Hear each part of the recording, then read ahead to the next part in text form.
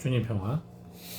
여러분, 인간이 짐승과 동물과 구분되는 두 가지가 있어요. 자유주의 얘기하지만 보여지는 두 가지가 있습니다. 이것은 결국 하느님에게서 왔기 때문에 하느님이 유일하게 선택하여 하느님의 능력을, 자유의지를 주었기 때문에 생긴 건데요. 그 첫째는 제가 이전에도 말씀드린 시간이라는 개념. 이 시간이라는 개념은 동물들에게는 없어요. 우리만 시간에 구속돼서 시간을 정하고 시간에 따라서 움직이고 그러죠. 시간을 만들어내서 시간에 종속됐어요. 그죠? 그리고 두 번째가 바로 재물입니다.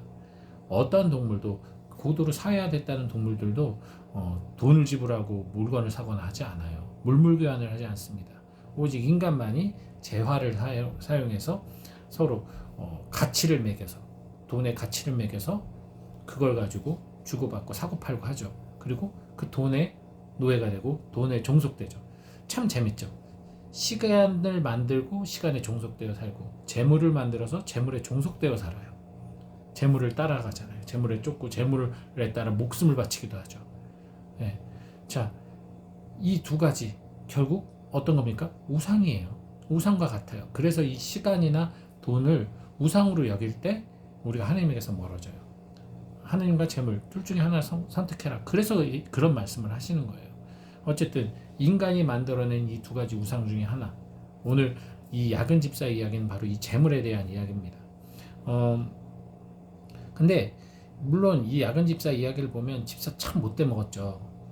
횡령하고 있다가 자기가 쫓겨날 판 되니까 주인 돈 이용해서, 맞잖아요. 주인 돈을 꾼 건데 그거를 자기가 마음대로 탕감시켜서, 사실 주인은 더 손해보고 있는 건데 주인은 그것도 모르고 어리석게 칭찬하고, 이 사람은 더 중용되고 참 못됐죠. 그래서 야근 집사죠.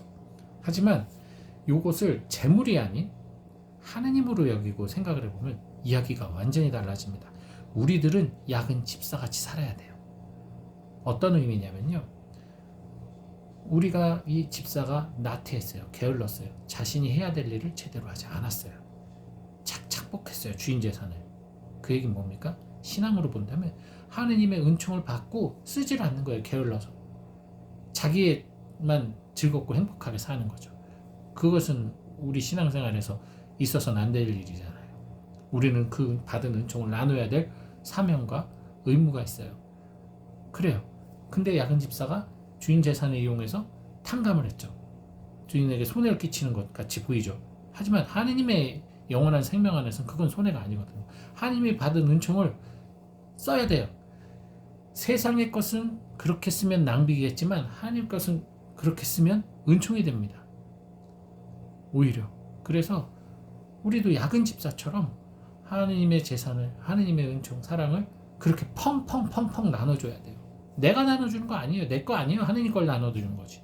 그러니 우리는 야근 집사에게서 본받아야 됩니다. 오히려 세상의 것이 아닌 하느님의 것을 그렇게 게으르게 나만 갖고 있지 말고 이웃에게 자선을 베풀면서 그렇게 그들을 해방시켜주는, 죄의 빚으로부터 해방시켜주는 이들이 되는 것, 그것이 우리에게 매우 중요하다는 사실 여러분께 알려드리고 싶습니다. 오늘 하루 야근 집사처럼 하느님의 은총 기쁘게 내 멋대로 많이 나눠주는 하루 되시길 바랍니다. 주님 평